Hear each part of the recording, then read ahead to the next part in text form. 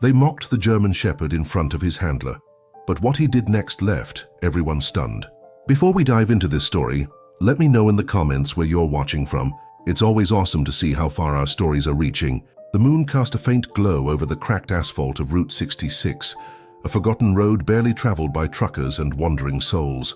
The wind carried dry dust, and the distant howl of a coyote broke the silence like a bad omen.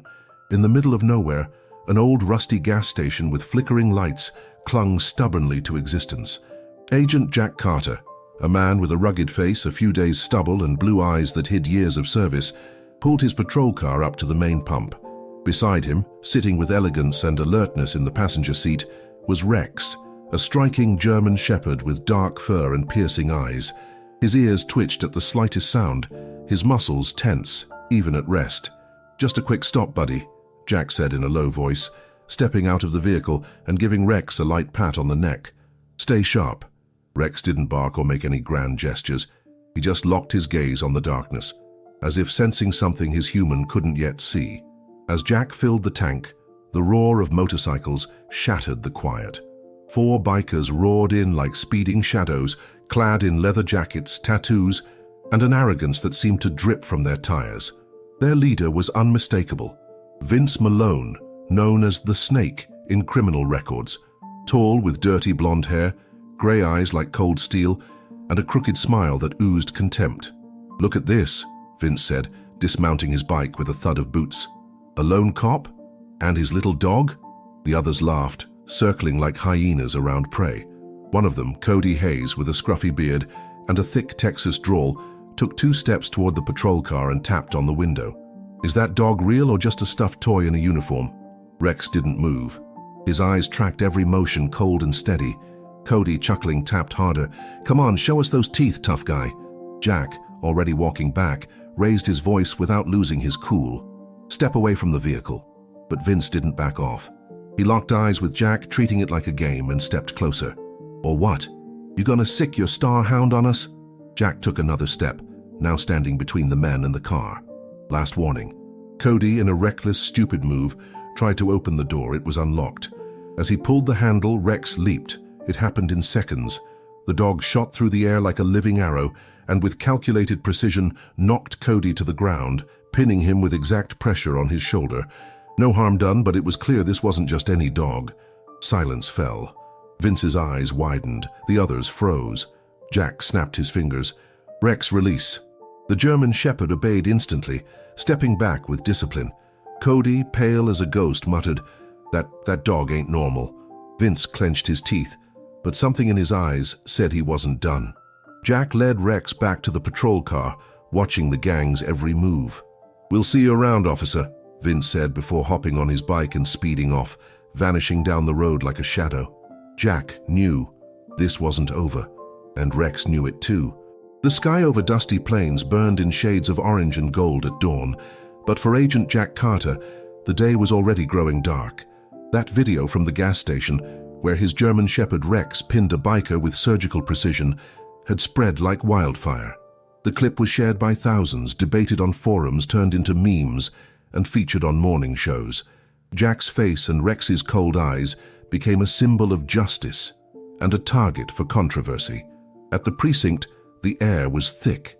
Whispers filled the hallways. Glances were exchanged, and phone screens glowed with snippets of the video playing on loop. Some cheered the police dog's actions. Others muttered words like excessive force, overkill, wild animal.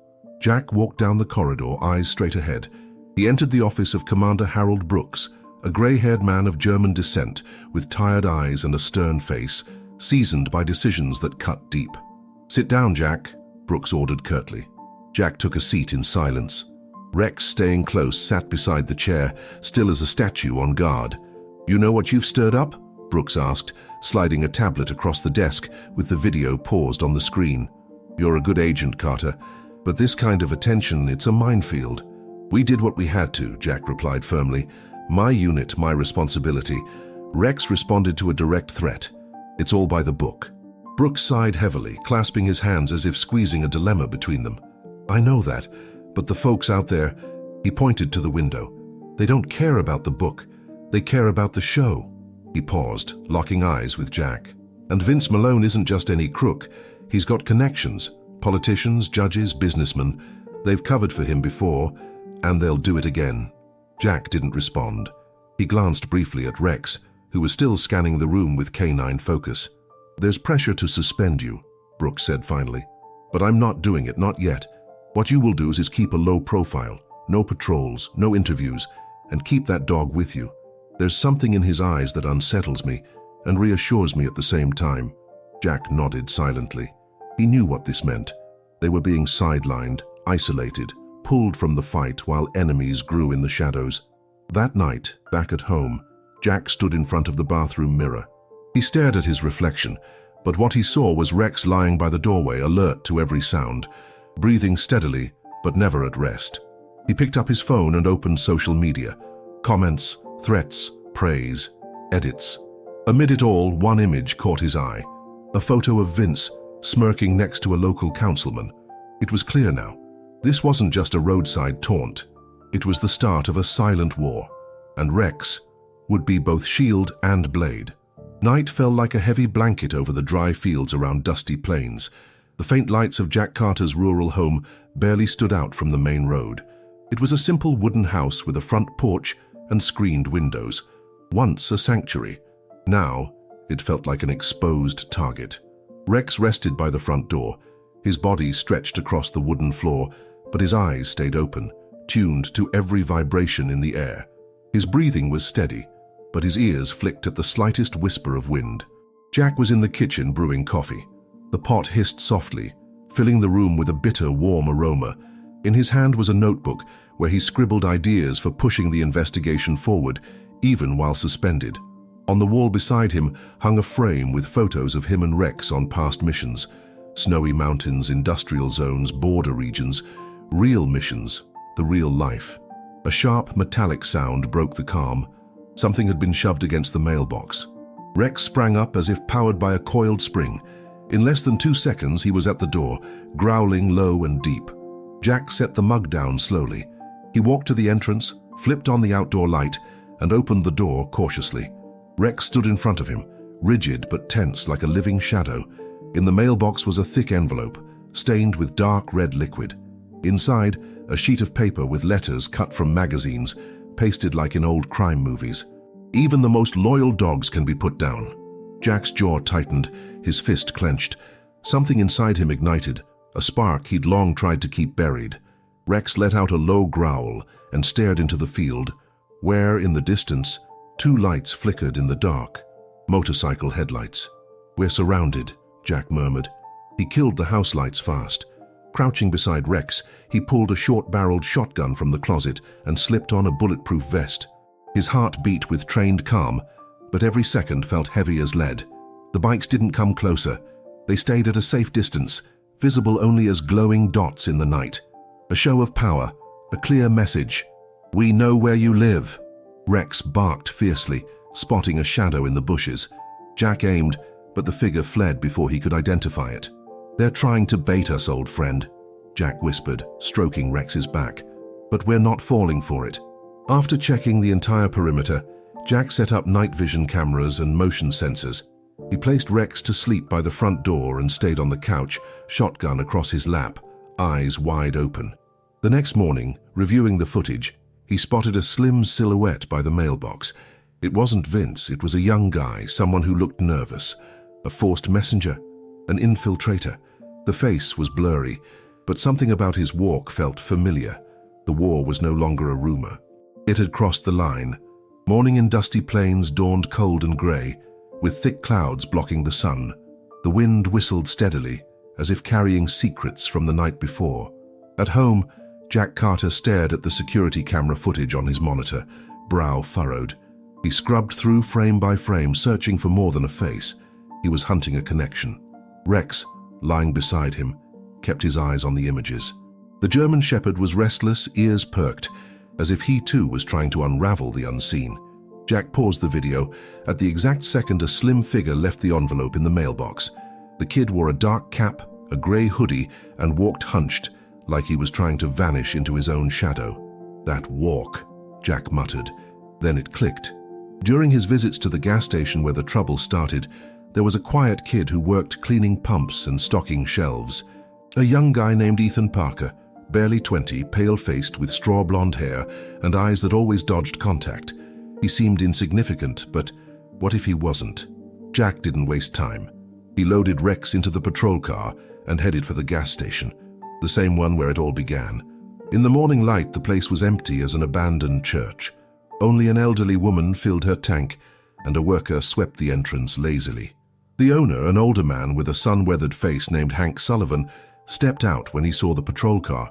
"Officer Carter, didn't expect to see you back so soon. I need to talk to Ethan Parker. Is he working today?" Hank shook his head, uneasy. "He hasn't shown up for 3 days. No call, nothing. Left his bike here, but he's not answering his phone. Lives about 6 blocks away, in an old red brick building. Sometimes he crashes in the back storage room when he doesn't want to go home." Jack nodded. He thanked Hank and drove to the address. The red brick building was grim, with broken windows and rusty doors. A dog barked in the distance, and a cat darted across the hallway as Jack and Rex stepped out of the car. At Ethan's apartment door, something was off. The lock was jimmied. Jack signaled Rex, who instantly dropped into tracking mode, sniffing the ground intensely. Jack pushed the door open and entered carefully. The place was a mess. Papers scattered on the floor, a mattress on the ground, an open backpack with clothes spilling out. But the real find was on the table, a notebook with torn pages and a small USB drive labeled "Deliver to Police." Jack picked it up cautiously. Then Rex growled. He'd moved to the back window. Through the grimy glass, Jack saw a hooded figure spying from the street. The moment they were spotted, the stranger bolted. "Let's go, Rex!" Jack and his partner gave chase. The suspect cut through an alley, but Rex, faster, took a shortcut through bushes and cut him off, leaping with surgical precision. The man hit the ground, yelling, "I'm not one of them. I was just trying to help Ethan." Jack cuffed him quickly. "Who are you? What do you know about Ethan Parker?" "Name's Luke. I work with him at the gas station. Vince found him, threatened him, forced him to drop off that envelope, but he wanted to help you. He's got evidence. They've got him hidden. They're gonna kill him." Jack's eyes blazed. Rex, chest heaving, kept his gaze locked on the detainee, waiting for orders. Jack knew Ethan was in danger, and that USB drive, it was just the beginning. Rain fell without mercy on the rusted rooftops of Dusty Plains' forgotten industrial district. Drops lashed the concrete like tiny whips, and the sky, cloaked in oppressive gray, seemed to signal an imminent reckoning. Agent Jack Carter, soaked to the bone, gripped the steering wheel tightly as Luke's words echoed in his mind. "They've got him hidden. They're gonna kill him." Beside him, Rex, the German shepherd with an unyielding gaze, breathed with tense calm, as if he too sensed this night would be different. Luke, now in custody in the back, had spilled the location. An old warehouse, once a meat-packing plant over a decade ago. Now, he said, it was a secret meeting spot for the Iron Vipers. Her place with no cameras, no law, no way out. Jack parked the patrol car 3 blocks away. He couldn't risk a loud approach. He stepped out with Rex, both wearing tactical vests. The air was heavy, the area deserted. Not a soul, not a sound, just the rain and the hum of broken streetlights. "Let's move, buddy," Jack whispered, patting Rex's flank. Quiet and fast. They crept along the building's edges, skirting corroded fences. Rex moved with cat-like agility, crouching low at any vibration. They found a side entrance ajar, an old maintenance door poorly secured. Inside, the air smelled of damp, rust, and stale oil. Jack raised his weapon. Rex took point, sniffing, a faint, muffled bark. Something or someone was there. They navigated dark corridors stacked with crates, metal netting dangling from the ceiling, and machinery draped in tarps. Then, a voice, weak, pleading. "Hello? Is anyone?" It was Ethan. Jack rushed toward the sound and found the young man tied to a chair, face bruised, clothes stained with dried blood. He moved to untie him, but then a click. Too late. The light snapped on. A metal cage dropped from the ceiling, trapping Jack and Ethan. Rex, who'd been ahead, was left outside, barking furiously. From the warehouse's shadows, Vince Malone emerged in a black raincoat. Behind him were 2 of his men, Travis Knox, tall with a sharp jaw, and Shane Riley with long hair and a cruel smirk. Touching. The hero came to save the kid and walked right into my trap. Jack gripped his gun, but Vince flashed a remote with his finger on the trigger. Don't even think about it. This cage is wired. One move, and it's your last good deed. Rex snarled behind the bars, eyes burning with rage. He leaped, biting at the metal, searching for a weak spot. And the worst part, Carter, Vince went on. This kid didn't tell you everything. He didn't just find evidence, and he stole from us. Something that could ruin everything. And you're just collateral damage. Jack glanced at Ethan, who could barely meet his eyes. I'm sorry that I didn't mean to drag you into this, Ethan said, voice breaking. Jack didn't answer. He looked at Rex, and in that moment, he knew. Rex, Delta 1. Rex shifted stance. He backed up a few steps, scanned the area, then bolted toward a pile of abandoned tools, sniffing through them. He found a rusted fuse box. While Vince laughed, thinking he had control, Rex leaped at the box, ripped off the cover with a brutal bite, and shoved the main switch with his paw. The power cut out. The cage went dead. Jack fired at the lock. A deafening clang. Ethan screamed. Rex charged into the fray. Vince's men reacted, but Rex was already on Shane, knocking him down with relentless force. Jack grappled with Travis and dropped him with a hard punch to the jaw. Vince, enraged, tried to flee through the back exit, but Rex cut him off, launching himself and pinning him to the ground. Jack arrived, gun steady. Game over, Malone. Vince, panting, spat blood and chuckled. You have no idea what you've unleashed. But then sirens wailed in the distance. Backup, witnesses, evidence, justice. The storm had passed, but the air in dusty plains remained charged.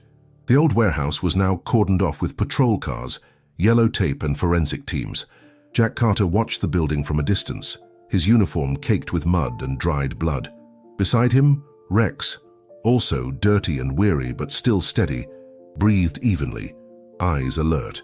Ethan Parker, wrapped in a thermal blanket, was loaded into an ambulance. The young man, visibly shaken, clutched the small USB drive he'd protected with his life. It held evidence linking Vince Malone to a web of arms smuggling, money laundering, and ties to high-level politicians. Hours later, at the Central Precinct, the evidence was reviewed by the analysis team. Videos, call recordings, bank transfers, secret meetings, all meticulously organized. This wasn't just a case. It was a controlled demolition of the corrupt system that had shielded Vince for years. Jack entered the observation room where Commander Harold Brooks reviewed the data, his face unreadable. The atmosphere was tense, the silence heavy with looming decisions. How many are involved? Jack asked. Brooks took a moment to answer. He sipped cold coffee and slid a sheet across the table. 3 councilmen, a state judge, and 2 senior officers in our own force. If this leaks without control, it'll be an institutional war. Then let the war begin, Jack shot back, unflinching. Brooks studied him with a mix of respect and resignation. They'll try to destroy you, Carter.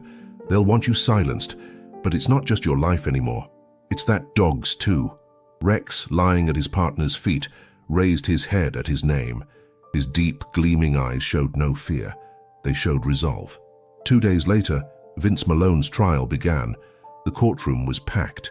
Press, witnesses, cameras. Vince, in handcuffs, no longer carried the aura of power he once had. His blonde hair was messy, his gaze lost. Ethan testified first. He laid it all bare, how he was recruited, how he uncovered the illegal operations, how he was forced to deliver the letter to Jack. His voice cracked, but he didn't stop.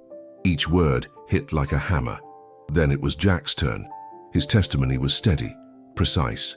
Every detail of the operation, every move, every call. When he described Rex's role, the room went quiet. Some smirked at first, until the videos played. Rex taking down Shane, stopping Vince. Clear, undeniable footage. A German shepherd turned legend. The defense tried to discredit the witnesses, but it was futile. The evidence spoke for itself. Even some jurors couldn't hide their admiration as they watched Rex sitting beside Jack in the courtroom, like an equal. On the 3rd day, the verdict came. For the crimes of criminal conspiracy, attempted murder, kidnapping, arms trafficking, and obstruction of justice, Vince Malone is sentenced to 35 years in federal prison with no chance of parole. A collective exhale filled the room. Ethan broke into tears. Jack closed his eyes for a moment, and Rex barked once, loud, clear, triumphant. Brooks, who'd watched in silence, stood and approached Jack after the trial. "I wasn't wrong about you," he said quietly. "But trust me, this isn't over." Jack nodded. "That's why I've got Rex, and that's why we're still standing." That night at home, as the wind rustled the trees, Jack poured a glass of whiskey. Rex lay by the fireplace, a blanket over his back, his expression calm. They didn't need words, they'd saved each other, and justice for now had won. The sun rose lazily over dusty plains, as if the town wasn't ready to fully wake. Vince Malone's sentencing had been handed down. The public was buzzing, and the media still raved about the four-legged hero who'd turned the trial.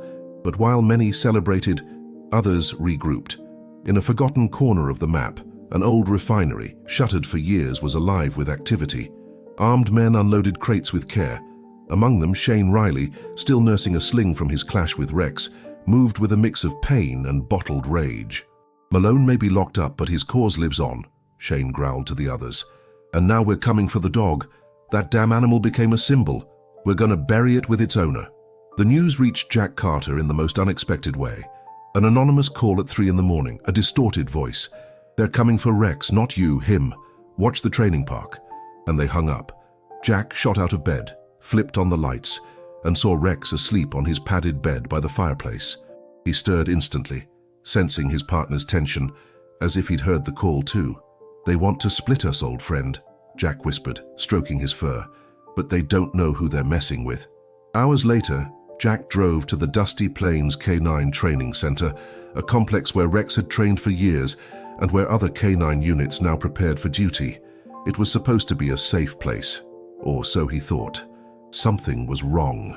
The main gate was ajar. A spotlight was smashed, and the training area's entrance showed signs of tampering. Jack drew his weapon fast. Rex, at his side, moved silently, body tense, nose alert. Inside, the silence was eerie. No familiar barks, just the sound of a rope swinging from the ceiling, brushing against a metal bar. A sign, a message. In the center of the hall, a makeshift banner sprayed with paint. "Malone's legacy lives, one by one." And at the far end, a homemade bomb rigged between two empty kennels. "Back!" Jack shouted, yanking Rex out of the building seconds before the blast. The explosion rocked the air. Glass shattered. Walls shook. Rex rolled across the grass and sprang up, dusty but unharmed. Jack followed, face cut by debris, but still clutching his gun. The bomb squad arrived minutes later. The facility was shut down, and that night, a decision was made. Rex would no longer serve actively. The regional chief, pressured by the scandal and risk, demanded his immediate retirement. "He's not a pet, he's a soldier," Jack protested to the board. "And that's exactly why," Colonel James Holt, a cold man with icy eyes, replied, "because they know where to hit. We're not just fighting criminals anymore. We're up against a network with ideology, resources, and a thirst for blood." Jack had no choice. He signed the retirement papers with anger in his grip, looking at Rex, who seemed not to grasp what was happening. That's when Jack made a different call. That night, while the town slept, he packed a duffel with documents, weapons, and coordinates. He fitted Rex with a special harness. They left Dusty Plains without headlights, without a trace. "They want to take the fight from us, but they can't take the war." Rex in the back seat stared out the window. The moon lit the road as they left Dusty Plains behind. The next stage wasn't police work. It was personal. The highway twisted through barren hills and desolate fields, the sun dipping behind the mountains like an open wound in the sky. Dust trailed the old SUV driven by Jack Carter, his knuckles tight on the wheel. Beside him, in the passenger seat, sat Rex, the German shepherd who was no longer part of the system but remained a soldier, his soldier. After the bombing at the training center, there was no doubt they were being hunted. And if Jack had learned anything in his career, it was that when you become prey, you learn to become the predator. Through off-the-book sources and forgotten contacts, Jack had secured coordinates for an isolated ranch near the state border. Word was, that's where Malone's followers, now led by Shane Riley and a new face, Kurt Baxter, a disgraced ex-soldier with a record of extreme conduct, were stockpiling a black market arsenal. They arrived at night. The ranch looked abandoned, but signs of life were clear. Fresh tire tracks in the dirt, lights flickering through wooden slats, and a faint electrical hum. Tell me in the comments. On a scale of 1 to 10, how would you rate this story so far? Your opinion means a lot to me. Jack cut the engine 100 yards out, checked his gear, adjusted his vest, and slipped a comms earpiece in. "No turning back, Rex," he whispered. The German shepherd met his gaze with the look of a partner who'd seen hell and come back. Without a bark, he stepped out with precision and silence. They used the darkness as cover, slipping through bushes and dodging makeshift cameras on crude posts. Rex spotted 2 armed men patrolling the main entrance. A signal from Jack was enough. Rex struck like a swift shadow, knocking the first man out with a silent tackle. Jack took the second, dropping him with a precise strike to the neck. The way was clear. They infiltrated the main barn, finding crates of automatic weapons, tactical vests, documents, and plans for new attacks. On a makeshift desk, an open laptop displayed a list, names of agents, locations, coordinates, among them Commander Brooks and Jack Carter himself, and at the top, Rex, the icon that must fall. Jack felt something inside him crack and harden at once. This wasn't just a case anymore, it was a personal war. They didn't stay hidden long. A shot rang out from the upper floor. The ambush was on. Shane appeared on the stairs with a shotgun, followed by Kurt Baxter, wielding a tactical knife and a twisted grin. "Knew you'd show, Carter," Kurt taunted, aiming. "Didn't think you'd bring the mutt again." "Your mistake," Jack fired back, shooting first. The firefight was fierce. Rex stayed low, striking with intelligence, ambushing, disabling without killing. His training was flawless, almost human. At a critical moment, Kurt cornered Jack, knife raised for the kill, until Rex launched from behind, clamping onto his armed arm and bringing him down. Jack scrambled up and finished Kurt with a clean shot. Shane tried to flee but didn't get far. A special task force, alerted by an automatic signal Jack had sent before the raid, surrounded the ranch. Shane was caught with no escape. Dawn broke as it ended. Agents combed the site, collecting evidence, destroying weapons. Commander Brooks arrived by chopper, stepping out in silence. He walked to Jack and stopped. "They say you disobeyed orders," he said, voice low. "And if I hadn't, I'd be dead. So would you." Brooks nodded. He didn't smile, but his eyes held respect. "Hate to admit it, Carter, but that dog's not an asset. He's your equal."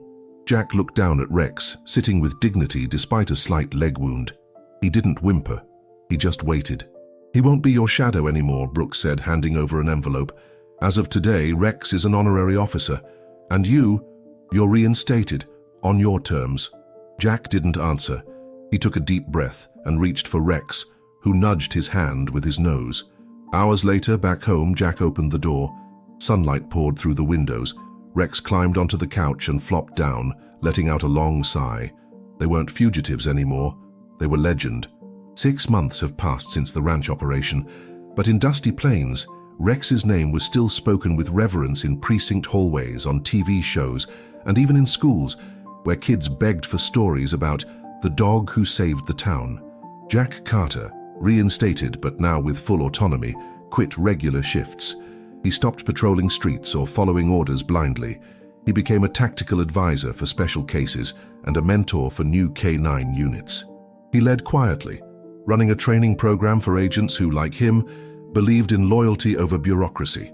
Rex, officially retired, lived a quiet life, but not a lazy one. Though off active duty, he joined educational demos, youth outreach programs, and the occasional volunteer tracking mission, always at Jack's side. Commander Brooks, after the internal cleanup enabled by the evidence, overhauled the local forces structure. He personally awarded Rex, in a simple but deeply symbolic ceremony, a medal engraved, to a partner who never spoke, but said it all. Ethan Parker, once a kid living in fear's shadow, was now a criminology student on a full scholarship from a fund honoring civilian whistleblowers. Jack and Rex attended his enrollment, proud in silence. Shane Riley, locked up and isolated, tried cutting deals with prosecutors, spilling names and networks. Without Vince, the group lost steam. Investigations continued, but the blow had been final. The Iron Viper's reign of terror was over. Kurt Baxter, declared dead in the operation, had no body claimed. Rumors swirled he was working as a mercenary across the border, but nothing was confirmed. Jack stayed vigilant. So did Rex. One fall afternoon, Jack walked with Rex along a mountain trail. Golden leaves fell slowly. and the world felt at last at peace. They stopped at a cliff's edge where the breeze carried the scent of damp forest. Jack knelt and looked his old partner in the eyes. "We survived, Rex, not because we got lucky, but because we never stopped believing." Rex sat beside him, and for the first time in ages closed his eyes, not from exhaustion but from calm. There in silence, they knew the war was over. No more gunfire, no more ambushes, no more chases, just a new life, one they'd earned, step by step, bullet by bullet, bark by bark. Thank you so much for sticking with this story until the end. If you enjoyed it, please give it a like and subscribe to the channel. It helps us a ton and motivates us to keep bringing new stories every week. And since you're here, take a moment to check out another one of our stories that's popping up on your screen. Big hug and see you next time. Stay well.